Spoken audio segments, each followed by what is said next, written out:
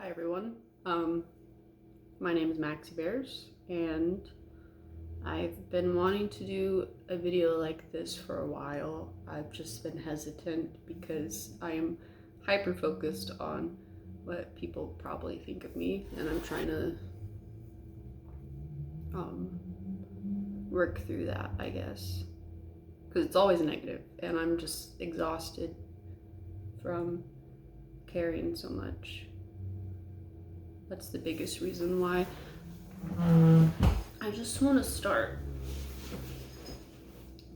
sharing what I need to share, and then like letting go of the illusion of control of like what people might think, because I could be completely myself, and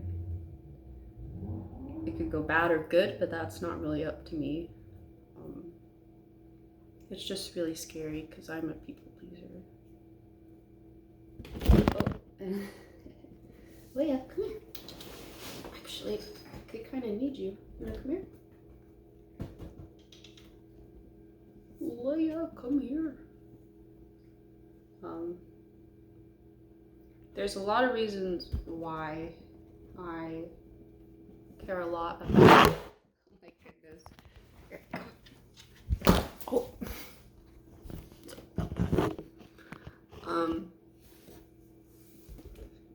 Leia, can you? She's keeps wanting to like. Come here. Come here. You big dummy. Come here, my child. Come on. Come here. Not you, Stinky. I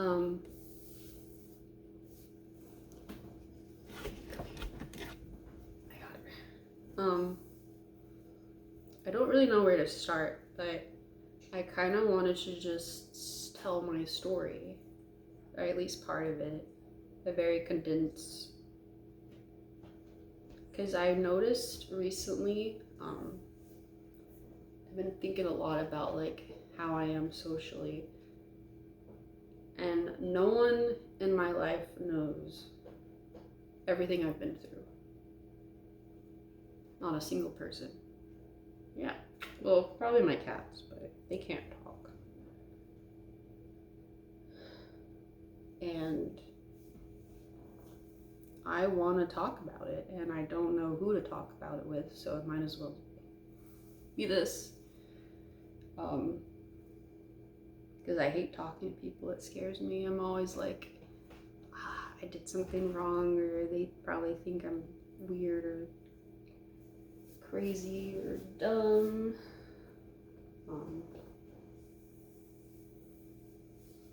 And like I said, there's reasons for that. Like I used to be a lot more open and not afraid person, but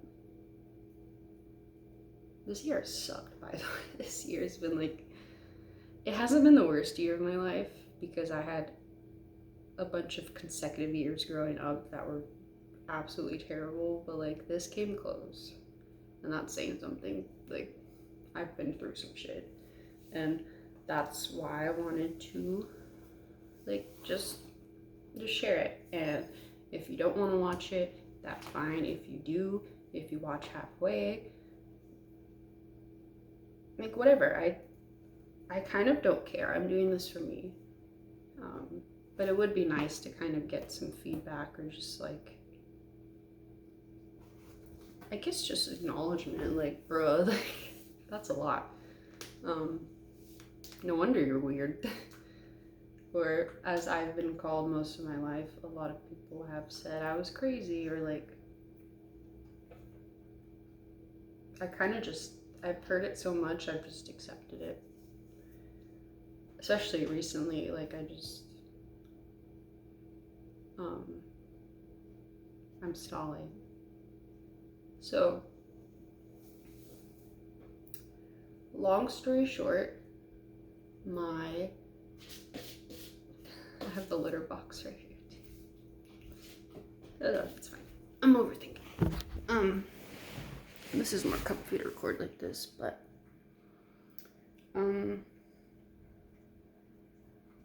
when I was 10 or 11, like around Hurricane Katrina, or after Hurricane Katrina hit, my mom wrapped my eyes in bandages, and I sat there like on the couch for a week in the dark. And she told me to tell everyone that I had eye surgery and that I was legally blind. And then we did a fundraiser, like, to raise money for the libraries that were hit by Hurricane Katrina. I'm like pretty sure we raised over 100 grand, and I think she only gave out like half of it. But I had to lie on national television, and we were invited to the White House, and I met George Bush and like Laura Bush. The ADHDs. I'm getting nervous, so it's like I had to lie to the President of the United States, because of my mom, who I haven't talked to in like, I don't even know how long it's been. I don't want to see her. She still scares me, and like it's something I have to work through. But that's like the longest story in the shortest format. So I lied on national television, and everyone thought I was legally blind. And on top of that, the reason why I'm the way that I am, I think, is because she pulled me out of school in the 4th grade, and then I didn't go back to school until I was technically a junior in high school. So from 4th grade to like 10th, so like 6 years of just, I was with her all the time. And it still affects me. Like, I'm so afraid of like making people mad, or people yelling, or like loud noises, or my weight. She was really big on my weight and like the way that I looked, and that's why I'm 30 and it took me this long to start testosterone, because I thought it was my job to be like hot or beautiful and super feminine, and like that just wasn't me. Yeah, the first time I think she called me fat was when I was 11.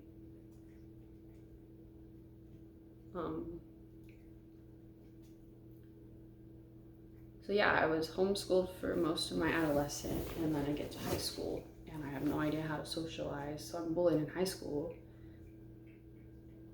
And then I wind up going to college when I was 18, and I like chose New York. I was like, I'm gonna get the furthest fuck away from my family as possible. And I made it through 1 year, and I come home for the summer. Don't vape, kids or adults. I'm just nervous and I have to, so. Anyway, I make it through my first year in New York. I come home to Texas, and within like a week of being there, my mom is arrested for fraud, which, no surprise, but it's not about what I went through. She used to write a ton of bad checks, right? So I come home to, our house is falling apart, and my mom's arrested. And that's when my stepdad and I find out that like there's so much back money for the house. Like, my dad was sending her money, and she was using it for her like stay out of jail shit, and like just completely avoiding, like, all the furniture was on lease and she hadn't paid it. Like, it was just a lot, and I was only probably 19.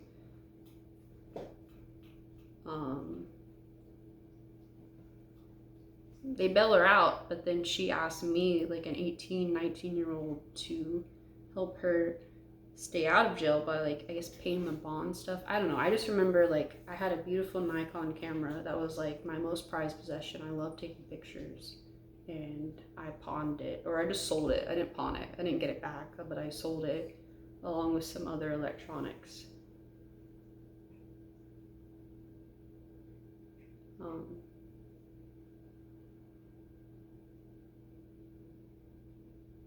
but yeah. And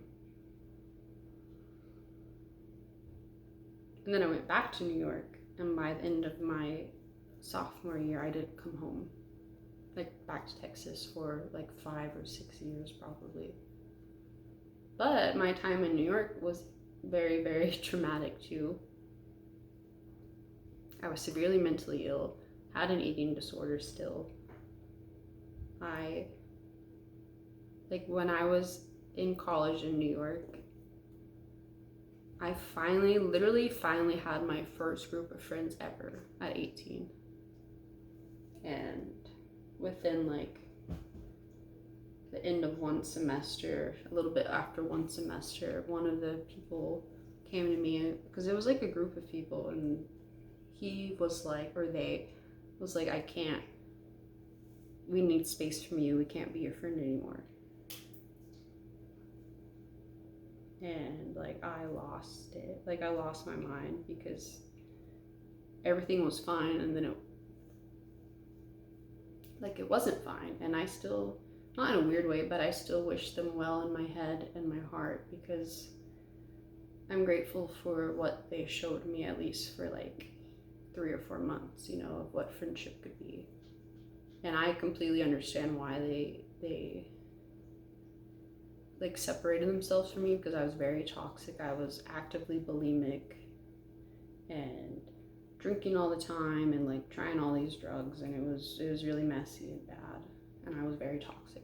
So I understand, but it was also very traumatic, because at the time I couldn't really comprehend why, and I felt like I was a bad person and I deserved it. Like that's how I framed it, and that's when I first tried to not be here anymore. And then I also started living on my own in New York, and I'm from Texas, and I'm super, super like mentally ill. Like I don't know how to survive, and then I'm thrown into paying for everything by myself at like 19.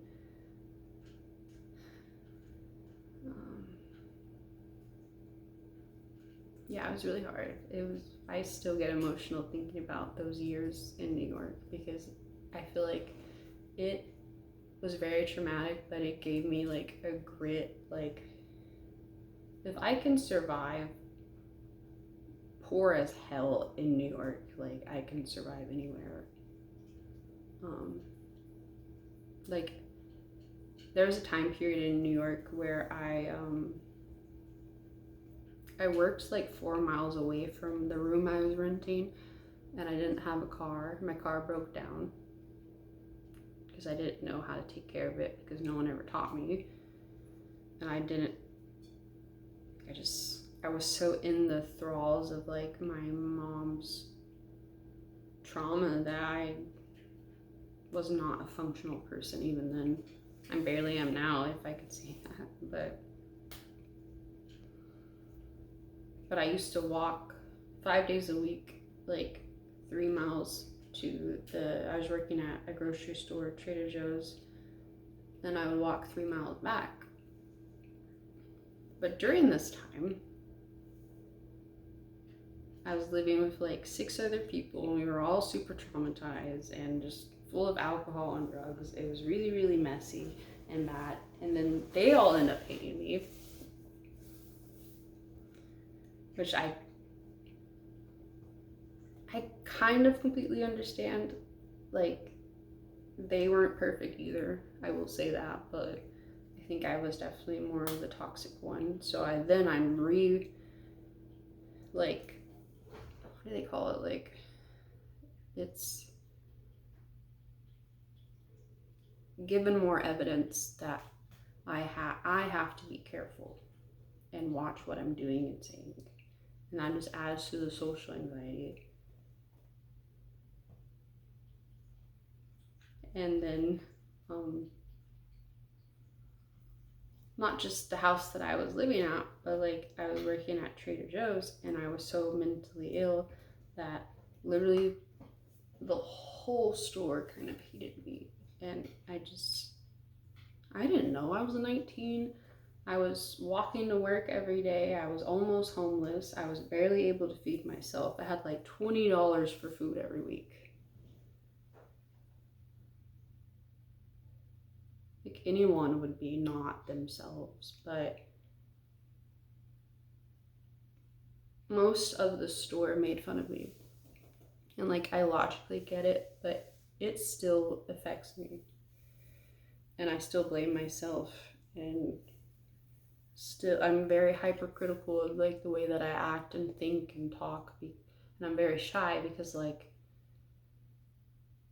I turned 30 this year, but literally all of my 20s was just confirming that when I am myself, it is bad,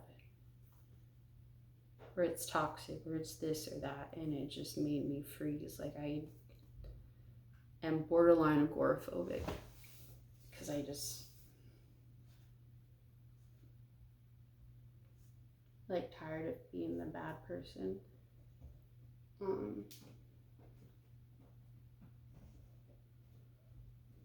I got pregnant when I was living in New York with a very abusive person, and he told me to get an abortion when I was like 20, or I was barely 21.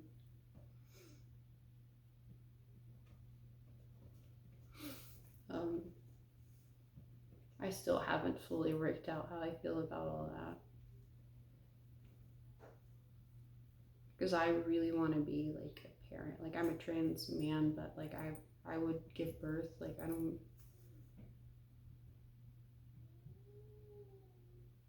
And at the time, I had no self-esteem, so I just did whatever he said. It turns out that lasted. It's okay. She can tell that I'm upset. I'm not upset really. I'm just talking about some very hard things all at once.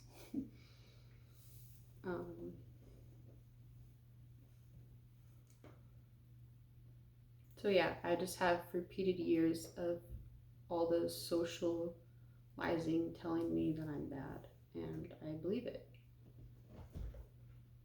And I don't know, it's weird. I've never really sat down and told this to, not in detail like this, to anyone. Maybe clips and moments, but. And then, so I moved to New York when I was in 2013. That was the year I graduated, and I probably moved back in 2018, I think. I think it was 2018. I can't really remember because my grandpa passed away, and I hadn't talked to him in probably like 2 years. And that's something I still struggle with. But my mom begged me to move back. And at the time, I was still struggling just to freaking feed myself, which now it's like 2025 and it's the same thing. But so I moved back to Texas.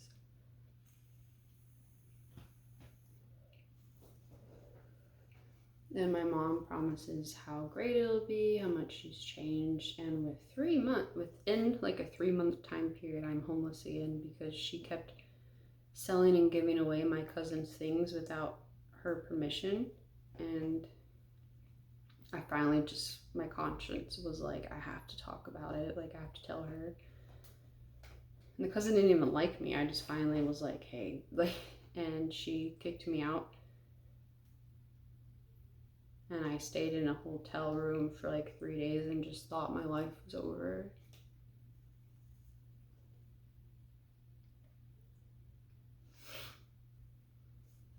Because I didn't have a car and I just moved from New York. Like I didn't have anything. I didn't even have hardly any money. I was working at like the H-E-B here overnight.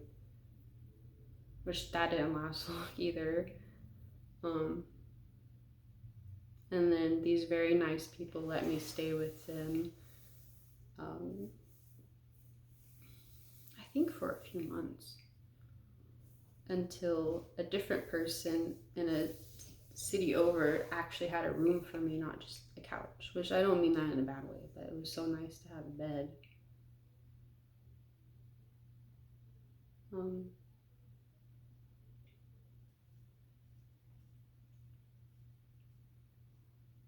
I don't know, man. There's just like, even after what I've just talked about, there's been so much, but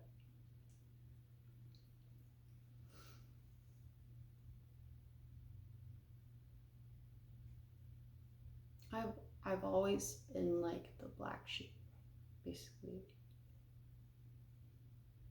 And I've always like overcorrected.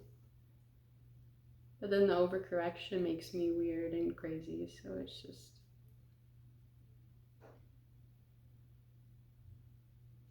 but I wanted to be open about this because I think I'm in a time period in my life where I feel like no one really understands me. And it is an ego thing, like maybe if I say a small like portion,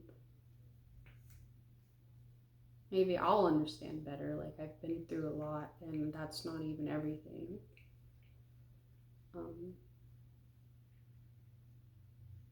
Honestly, all my trauma is why I want to become a therapist. Because like, you have a trauma, name it. I've probably been through, this I should have prefaced this at the beginning of the video, but there is a trigger warning that I'll put in the description, but here's another one. Like, just any trauma you could think of, I'll probably say has happened to me. And I don't mean that in like a glorifying myself, pity me way. I just meant matter of fact. You know what I mean? Like, I was child abused.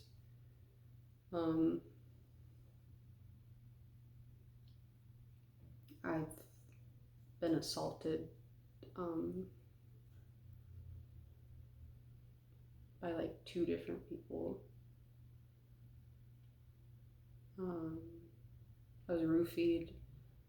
I was homeless.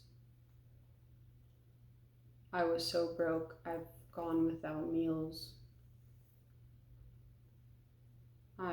It's still hard for me to fully believe, but I'm pretty sure my last relationship was abusive. And we were engaged, and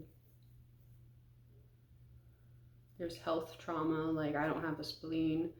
For like half a year, I was in and out of the hospital like once a month for a week straight while I was living in New York trying to survive because my platelets kept dropping. And I had to be hospitalized, but it just made the financial situation worse. I mean, like, I've lost my car, which made me lose a job. Like,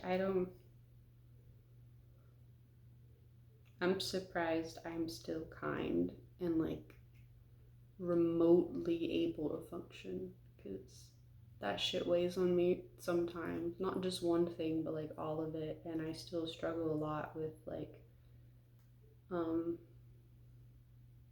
oh, actually, kind of recently, like 3 years ago, I have a degree in environmental science and I got my first job in Houston. And within like 6 months, they fired me because they said I made people uncomfortable. And it really absolutely, like, it still hurts. And I'm fully convinced that that's still the case. And like, maybe I'm just meant to be alone or something. But I'm trying to fight those fears, so that's why I'm doing this. Because I don't think it's entirely maybe my fault. I don't know. Maybe it's just society doesn't have a lot of like tolerance for people that are different. And then you have me as like, as long as you don't hurt me, and even then I'll probably defend you, but that's different. But if, as long as you don't hurt the people I care about, or my animals, or your animals, or the people around you, then I don't. You could be Christian, non-Christian, straight, not straight, Muslim, like believe the sky is green sometimes because of whatever illness you may have, and like I don't care. I've tried to off myself like literally five times, I think, and every time I've gone to the when I lived in New York, a mental hospital for a week, and I made friends with people that were all sorts of flavors, like autistic or super depressed or bipolar or actually have OCD, like clinical OCD, schizophrenic. I've dated someone with schizophrenia. I think I've dated 2 people actually with schizophrenia.